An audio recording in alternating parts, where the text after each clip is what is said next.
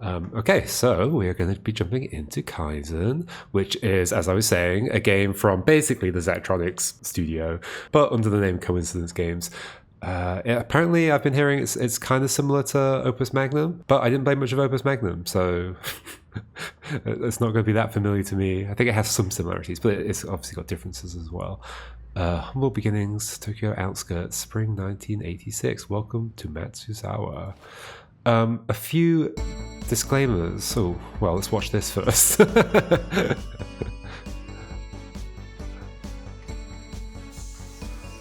Wow. I do love the art. The art's very pretty. Hey, Chaka. Certainly feels like Tokyo.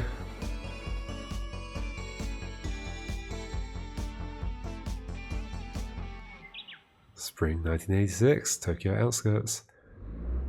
Wow, this is really pretty. David, I'll never forget the moment I stepped out of the taxi and stood in front of that old factory. At the time, I was just confused. I had lots of ideas about what it'd be like working at a Japanese company. I'd polished up my language skills and even practiced bowing and exchanging business cards. But what I didn't know was, well, everything. Hello? I'm David. David Sugimoto? Wow, we've got voice acting.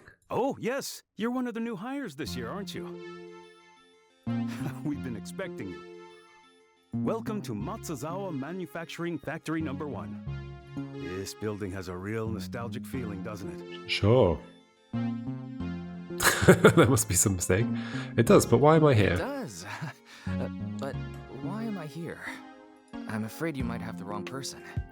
I was hired to work on the international sales team. Don't worry. This old factory has been through a lot over the years, but its equipment still works beautifully. I'll support you, so there's nothing to fear. Okay, so we're going to actually be assembling stuff. Before you know it. Right? This doesn't make any sense. I came from America to work in business. I don't know anything about engineering. I didn't study it in school or anything. Looks like we're about to start the morning assembly. Come join us. Listen to a brief message from the foreman about the importance of safety. Once that was over, some music began to play. Wait, what is this? What's going on? Just copy my movements.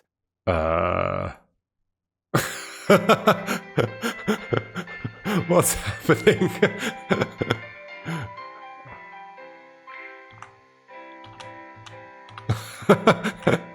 Didn't know I was playing Guitar Hero.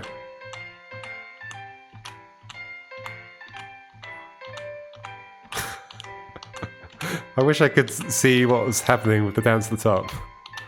But I'm focusing down there.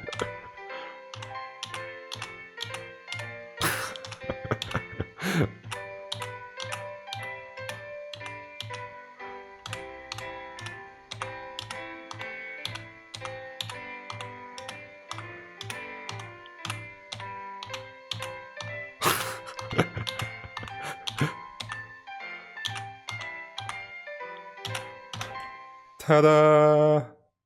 Is this the solitaire? I'm not used to moving so much so early in the morning. Are you feeling it yet? Feeling it? Feeling what? Feeling ready to work. Matsuzawa spirit, of course. Surely you're getting a taste of it by now. I don't even know what you're talking about. I don't even know what you're talking about. Just keep going and you'll see what I mean. Now let's take this spirit with us into... Oh, sorry. Part of me clung to the idea that this was all still some mistake and someone would eventually find me and take me over to the business division. But I felt like I didn't have much choice but to go along with it for now. Eventually someone would notice I wasn't any good at engineering. Okay, corporate binder. I just wanted to mention it again, I've never operated a factory before in my life. Good thing there's an easy way to fix that. If starting a production line was more difficult than pressing a button, I might be worried. But I'm sure that's something you can do, am I right? Guess so. Go ahead and try it, everything's been set up already. So we're just going to hit play on the first one, I guess. Your goal in this game is to design production lines that build specific products like this binder. For this puzzle, a working production line has already been designed, all you need to do is start it. Click and drag on the timeline to scrub forwards and backwards in time. When the product has been fully assembled, click start to begin production. When it's been fully assembled, okay. So you're saying I can look at this. Okay, so There's the cover of the binder. It's being flipped over. What is that even doing? Oh, I see. It's putting that part on it, and then we put the other part of the cover there. Got it. Start. Okay. Puzzle solved. Oh, okay, that was surprisingly simple. I didn't think you just pressed the button to start the whole factory, but I guess I never really thought about it before. Exactly. In retrospect, it's obvious that production lines need to be started and stopped. But if you've never worked in a factory yourself, your conception of the process will be abstract and disconnected from reality. You won't even realize what you're missing. So what do we do with these binders now? Grab one. You can keep your Matsuzawa employee handbook in it. Okay, so here we go. Classic Zachtronics. We get the histograms telling us how well we did, but I mean, we didn't set up the thing. So time, like how many units of time was taken during the process. The costs, I assume each component costs some amount, and then areas, just how much of this, like kind of the grid does it take up. Okay, cool. Then you can record a GIF, share that, keep editing. Let's just go to the menu and see what comes next. Portable radio. So I forgot to do it. Disclaimers. There's multiple disclaimers for this game. One is, we were sent a key for this game. Thank you very much. 2, the publisher of this game, Astra, is funded by the same organization that funds Thinky games. Disclaimer number 3, I used to work at that publisher and was working at that publisher at the time they signed this game. I was not working on the publishing side of things though. But there we go. Bunch of disclaimers. Okay, portable radio. With that out of the way, let's make a radio. Now I'm going to give you some components and you'll assemble the product. Hold on, that sounds like a big leap from just pressing a button. Radios like this really take me back. They were some of our first export products that really took off. That's great, but I still think it's a bit much to ask me to figure this out. Here, do you see these pieces? Yeah. And do you see the final product there? Yes, okay. When you put it like that, I do see how they fit together. Go on then, show me. The thing is, I didn't actually, from that previous tutorial, get a sense of like what the kind of operations are that we can do. It was just like, okay, there's a sequence of things. I didn't really study it. Your goal in this puzzle is to design a production line that builds this radio. Products are made out of parts, which must all be combined to create a single finished product. When 2 parts are adjacent to a welder, they will be automatically combined, okay? Okay, so we want to make that. So I guess we just like make it from a front view only. Yeah, okay, I see. And there's a welder here. Okay, so then how's the like timeline work and all that kind of stuff? So we've got 2 welders. So I mean, so in this case, we literally just want to like put the things where they need to go in the arrangement, and then just be like, well, a welder can go here, and a welder can go. How do you like rotate them?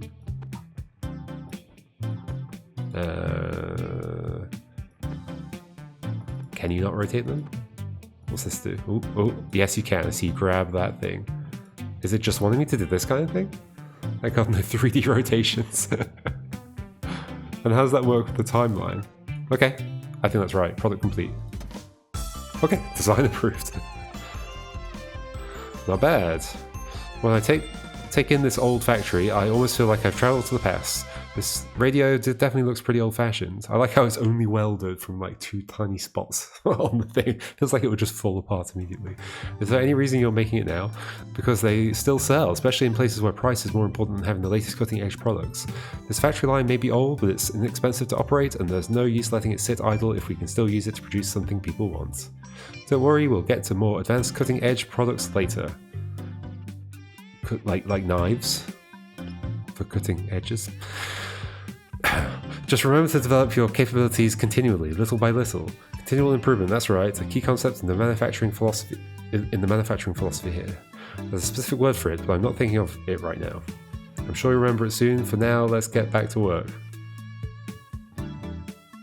Okay. I don't think there's any way of doing that more efficiently, so we will continue.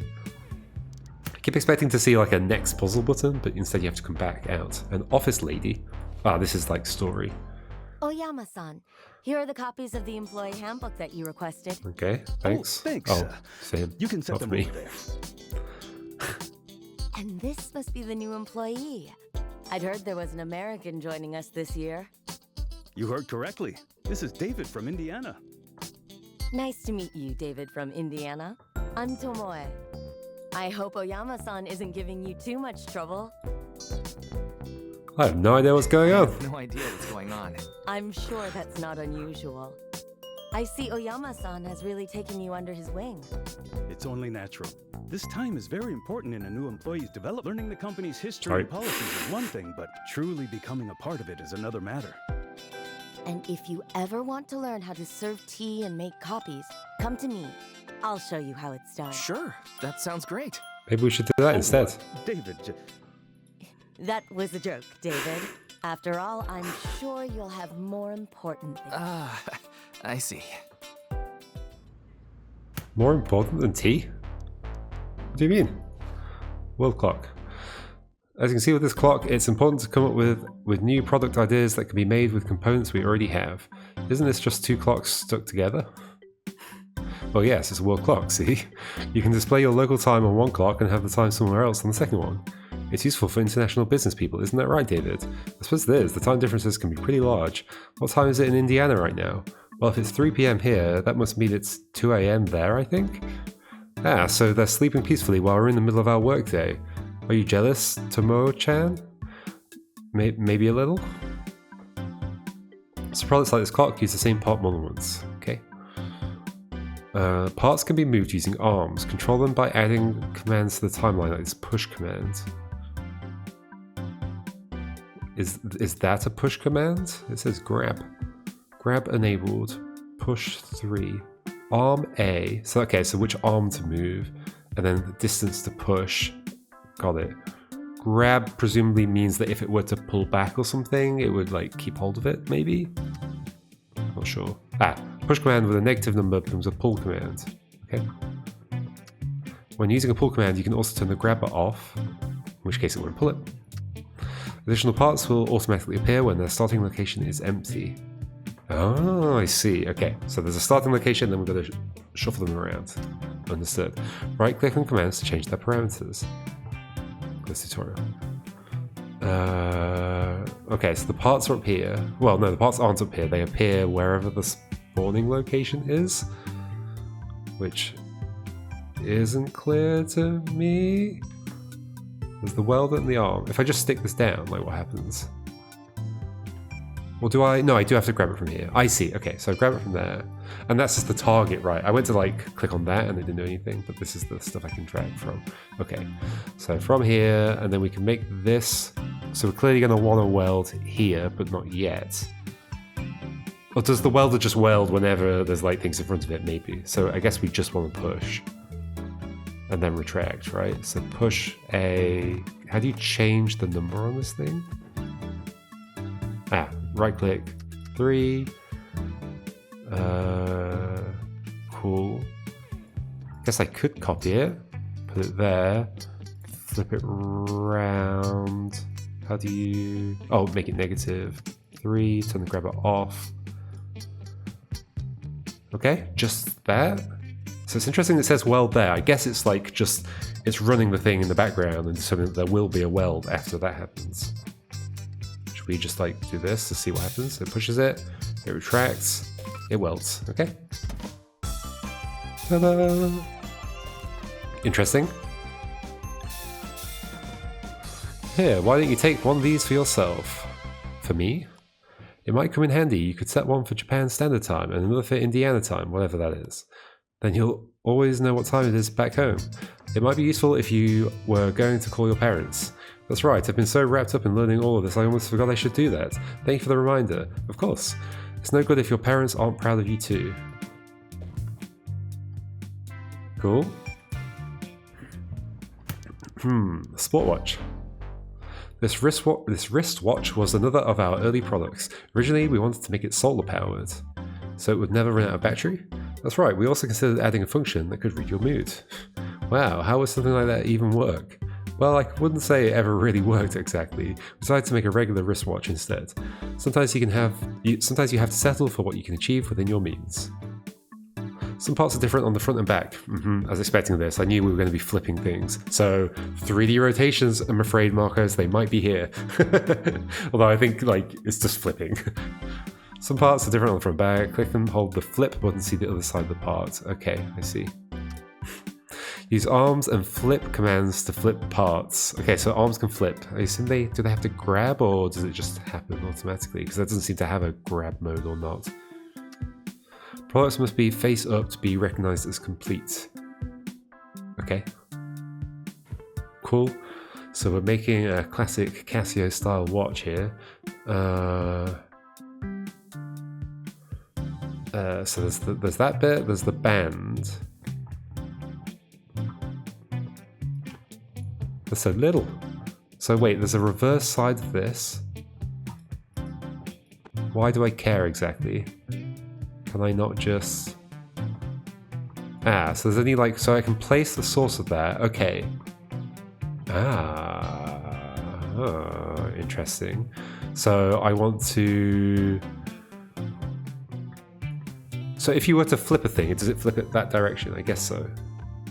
So if I put that there and then flip, let's see what happens. Let's put a flip thing in here. Yeah, flips it like that. So we would end up, so we basically weld this, and we can rotate the welders. So we'd like weld these two, flip the whole thing over, and assume it flips that with it. That'd be interesting. Okay, so do that, and then another one will appear and it'll weld. So flips over and it welds. Oh, and then we have to get it back over as well. Okay, and so we can flip, even though it kind of goes through the floor, we can still flip like that. All right. Meet and meet, hello, welcome to the chat.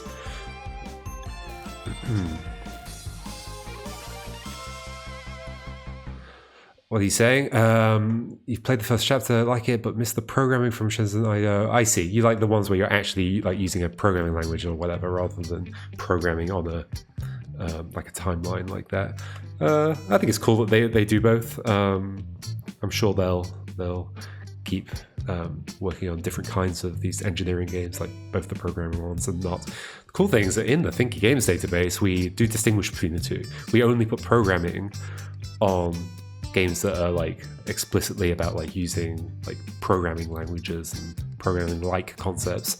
And then we have like engineering. We have a few different categories. I can't remember exactly how they're configured, but we have like engineering as well, which they would all fit into. Yeah, it's pretty cool. Makes it handier to like be able to find the games that you might be more interested in. All right, so that's certainly a wristwatch. I'll admit some of the ideas we originally had seem far-fetched, but even if they aren't possible today, it's important to be thinking about them. On that note, I'd like to hear your ideas. Nothing is too silly to be considered. What about an edible wristwatch? Sounds great. Okay, maybe there are some ideas that are too silly to be considered. What about an invisible wristwatch? Now you're just being absurd on purpose. You said nothing was too silly. Cool. From South Bend to Tokyo, this is a document. South Bend Automotive. Auto repair services. Your car, our problem. Hey there, champ. If you're getting this, it means you made it. How's the land of the rising sun treating you? I know you only just got there a little while ago, but we can't help ourselves and want to know all about the trip over. What your life is like there. If you're getting along with your co-workers so far. Hard to believe you're almost 10,000 miles away right now. You might have heard me say this before, but Japanese companies are known for having a very rigid seniority system and aren't exactly in the habit of promoting people on merit. And it's especially tough when you're from outside the country. Sure, maybe you aren't going to have that corner office anytime soon. But if I've learned one thing in my time, it's that no matter where you are or what situation you're in, the key to a successful career is consistent and applied effort over time. You know the speech. Let us know if you want anything from home. I'm sure there's lots of amazing food to eat there, but maybe you're missing a good pork tenderloin sandwich we could airmail you on. Your mother tells me this is a bad idea. Well, I tried. All the best, Dad. So I like how Dad sends letters under the letterhead of like his business, I presume. Thanks, Dad. Field binoculars. I had an idea for a toy that simulated night vision goggles. Of course, real night vision was beyond our capabilities at the time, but I thought a device with coloured lenses could be fun. Once we started to build it, it turned out that people really liked the idea of inexpensive binoculars you could take with you to the beach or the mountains. I didn't realise that you were the one having a lot of these ideas. It wasn't just me, we all tried our best to come up with something that people would want. I see, so the search for new products never ends. So you came up with binoculars. Good job. Now you're getting the idea.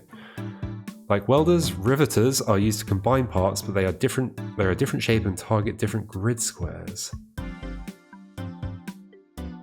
Oh, interesting. I see. Okay, so you don't have to be like looking at the two bits that you're welding together. There's specific squares that will get joined.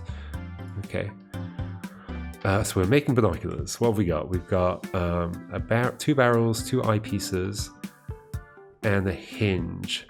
So it looks to me, so presumably you can rotate anything, right? Yeah, okay. Ooh, we can stretch the thing out. Whoa, look at that. Looks to me like we would want to like have a barrel and an eyepiece and a hinge, and then like flip the whole thing over that way, and then the other two would pop out. Yeah, that feels right, right? So then we've got the riveter. So this is going to... So that end, it'd be nice if it showed the pluses here. Or is there some other configuration I'm supposed to do? Is that going to weld those two then, specifically? And then this is going to rotate this over, and then the other two are going to pop out and then it'll weld. But then don't we need to also weld this? Oh, that's why I've got 2 riveters. Okay, so we do this as well. Okay. So... And they'll just weld automatically. I keep thinking like, oh, I need to put like a weld action in there, but no, there is no weld action. So I literally just flip, right? The other thing will come out. Is there a reverse side of this? I guess there is. So I want to flip it back over as well at the end. Is that right? Yay, okay, cool. Oh, it is like, having not played much of Opus Magnum, I do feel like I'm like having to come up with a new way of thinking to work through these puzzles. It's interesting. Okay, these binoculars aren't bad even for today. I can totally see a crow pecking at the trash of it. Obviously right now it's fairly simple, but we're going to clearly be like pushing things around and sliding them all over the place and flipping them everywhere. They turned out okay as a product, though I'd still like to create night vision goggles one of these days. This might be a weird question, but what made you interested in designing toys? Originally I didn't care for such things, but when my nephew was born I started to think about it. So that's what did it. What do you think makes a good toy? For me, a good toy acts like a spark for the imagination. A spark for the imagination. Here, let me show you what I mean. Marcos, wait, after flipping the second part is welded at a different orientation. The first one. After flipping, different orientation. It basically doesn't matter. It's literally just joining the two objects together. Did you see the instructions about the riveter? It welds two things in two specific places in front of the riveter. We'll do another one and we'll see. Defender bot. Now this really takes me back. Who doesn't love a toy robot? Let me guess, Oyama-san. You wanted to make it walk and talk too. Of course, like our other early products, we had ambitions that were a little bigger than our capabilities. Luckily, kids have lots of imagination, so they were able to make up the difference. Beep boop, destroy, destroy. It looks like some adults have lots of imagination too. It's not exactly what the robot's personality was like, but you've never seen the show it's based on, have you? You should watch an episode or two if you get the chance. Don't tell me this is part of his education too. It's important to share cultural reference points.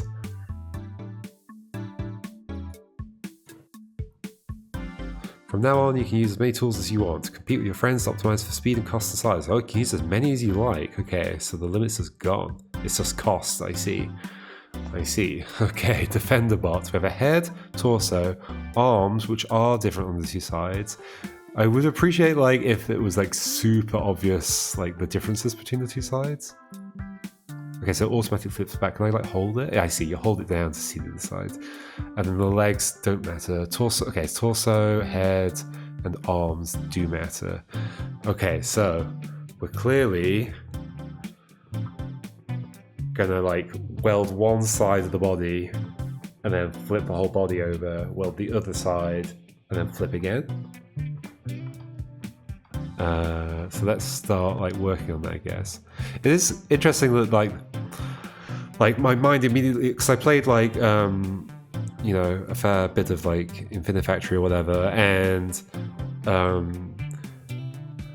my instinct is to think oh, I've got these sources that I've got to make conveyor belts and move them around or whatever. But actually, the beginning of a lot of these puzzles, at least so far, is actually just sort of construct the thing that you want to be making.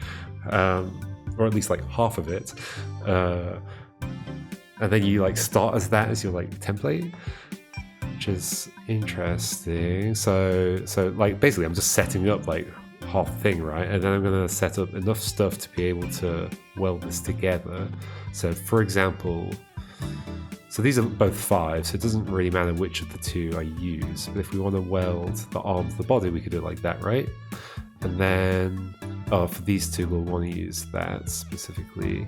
Oh, like that. That's welding the body to the leg, arm to the body, but now we need head to body. For that, we do need a riveter. So the riveter, as a reminder, welds whatever's in the space in front of it to whatever's in the space after that. So in this case, the one 2 down from the riveter. So we're going to put that there, which will weld the head to the body. Then we'll flip, so we're going to have an arm here, like this. We'll flip over, another arm. Ooh. Surely here we see the problem of like, won't the arm be on backwards? Should we see it happen? We should see it happen. Let's do it. Just for fun, even though we know it's wrong. So we're going to flip it over, and then those are, I mean, I can't tell that they're backwards. Is it just the arm, right? That was the legs. It's the legs that matter. It's just the arm.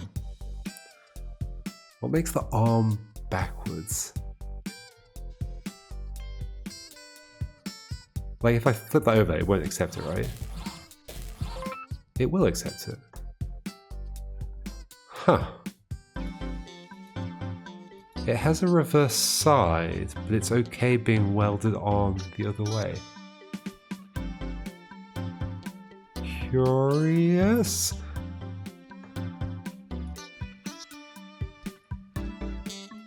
I guess okay, so this is interesting. The actual difference with the arm is actually on its side, not its like front face. Like, it's not its front and back that are different. It's the fact that there's like a joint there, like here. And so that's actually, that joint is in the right place. And maybe that's the only thing that matters. It's just interesting because like we've been taught to like go, oh no, the like things that need to be flipped need to be the right way around. Right, yeah, so basically what Meter saying and Jacka, okay, yeah. And so because like we're still welding the joint in the right place, I think it's fine. Okay. Even though this is just a simple robot toy, the development of robotics is rapidly advancing. One day soon, we really will have robots that walk and talk. They might even dance and sing. That sounds fun, but I'd rather have a robot that cooks me a nice dinner after a long day at the office. I don't see why that couldn't happen as well. Robots will be able to do anything. Beep, beep, neighborhood bully detector, deploying space ray. It seems like robots inspire both of you in different ways. It's for murdering bullies. I mean, it is a defender bot. Hopefully we'll do that. Okay, so this looks like the end of chapter 1, maybe? Matsuzawa Way. Although I don't know what a chapter is. Is that a chapter or is it just, I don't know. It took me a while, but I finally understood what Oyama-san was doing. He was giving me hands-on experience with the factory equipment, as well as a close-up look at the company's history through some of its first products. It took you a while to realize this? Hey Alex, DMS92, greetings, welcome to the chat. Welcome. I suddenly came to a new appreciation for this way of introducing me to the company as a whole. A deep understanding of how products are made would inform how I approached sales. Or at least that's what I thought. David, this is Terahata-san from the business division. He's here to take you up to headquarters so you can start that job in international sales. Oh, I see. Indiana, was it? Mm-hmm. Yes. I mean, that's the state I'm from. Huh. You're like a real Indiana Jones. I'm not sure that Indiana Jones is actually from Indiana. In Japan, though, we say Indy Jones. I see. Oyama, I need to ask you a favor. Of course, please do. We need someone to help set up the plastic food operation. You know, Ishibashi and his team. Do you think Indiana David here can do it? David, you like Japanese food, don't you? I sure do. Then you're in luck. Oyama, you should go with... Oh, sorry. What? I assume we're going to be like assembling, yeah, like plastic versions of I'm food. concerned about an American going out there on his own. You should go with him. Help him succeed. Okay. Hope you have fun out there. You too, Moogie. Lend your sincere support to them both. So we're setting up like a new factory? Me too? That's right. The three of you together will help each other and help Ishibashi. This is what our company needs most, so you're doing important work. Any questions? Nope, clearly not. Okay, where are we going?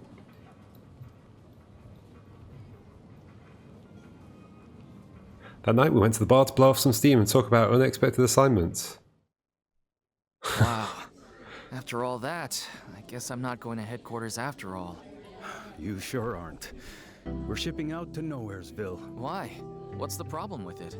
Well, it's just so far away from everything. It's out of the way, so it kind of feels like we're being passed over for more important things. But he said it was important for the company. Let me tell you something about Terahata. Matsuzawa Kaicho likes to golf, see? Every time Terahata plays golf with him, Matsuzawa Kaicho wins the bet. Why? It's not because the chairman is a better player. You see what I'm saying? That's the kind of person Terahata is. And what about you, Oyama-san?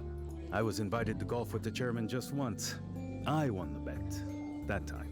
Is that why Terahata-san is your boss and not the other way around? No, I mean, probably not. He's much more senior than I am. I just mean to illustrate our personalities. Intentionally losing to the boss. I couldn't handle stuff like that. Once I start competing, I need to go all the way. You're lucky, Tomoe-chan. Once you get married, corporate politics will be a world away. Ha! Yeah, lucky.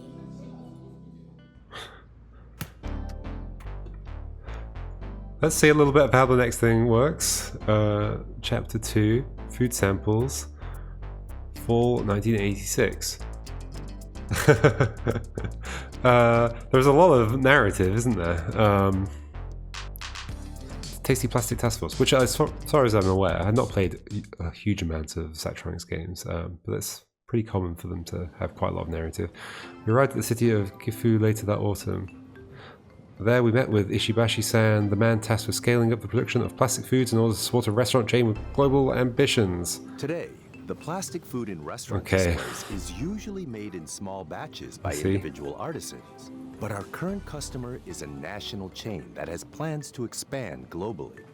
In order to supply them, we'll have to introduce some kind of automation to the manufacturing process. Wow. At the same time, I don't want to lose the handcrafted quality of these items. We'll ensure. Am I making a sundae with... That does sound like a tough balancing act. with these mechanics? It is. I assume that's why they sent this hotshot over here to help out. Hotshot? Me? Sounds like the boss talked you up a little bit. Oh no. Don't worry, David. This is a team effort. Why don't you take care of the production lines? You seem to enjoy that. Sure, no problem. Sure, no problem. This just might turn out to be your specialty. While you're doing that, I'll work with Ishibashi-san on the plastic materials. And I'll get us some reference items from the restaurant. That's a great idea. Sounds like the Tasty Plastic Task Force is ready to begin. Tasty Plastic Task Force? Is that a name you made up just now? Tup-tuff. Let's go. Tasty Plastic Task Force? This should be interesting. Silver, have you bitten a plastic apple before? sounds like something like a real story that's happened to you.